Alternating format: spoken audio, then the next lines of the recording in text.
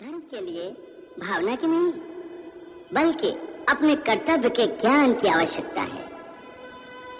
इस बात की आवश्यकता होती है कि मनुष्य समझ ले कि उस परिस्थिति में उसका कर्तव्य क्या है। भावना तो कई बार कर्तव्य के रास्ते में आ जाती है, मनुष्य को कमजोर कर देती है। जैसे इस समय तुम्हारी भावनाओं के कारण तुम्हारे मन में जो मोह उत्पन्न हो गया है, वो तुम्हें कर्तव्य के रास्ते से भटका रहा है। इसलिए शास्त्र कहता है कि कर्तव्य भावना से ऊंचा है। अभी तुमने बड़े ज्ञानियों जैसे तर्क किए कि कर्म के लिए कोई प्रेरणा होनी चाहिए और प्रेरणा के लिए कोई भावना आवश्यक है। ये सारे तर्क मोह जनित हैं। रिश्ते नातों के मोह ने तुम्हारी बुद्धि को धूमिल कर दिया है, इसलिए तुम्हें सत्य दिखाई नहीं दे रहा।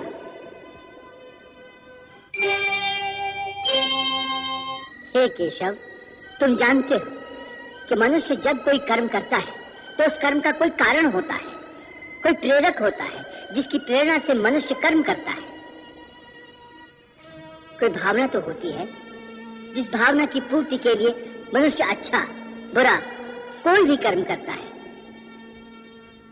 अर्थात कर्म की जड़ में एक भावना होती है और भावना की जड़ में कोई ना कोई रिश्ता होता है, क्योंकि किसी संबंध किसी रिश्ते के बगैर तो भावना पैदा नहीं हो सकती। अर्जुन, तुम ठीक कह रहे हो।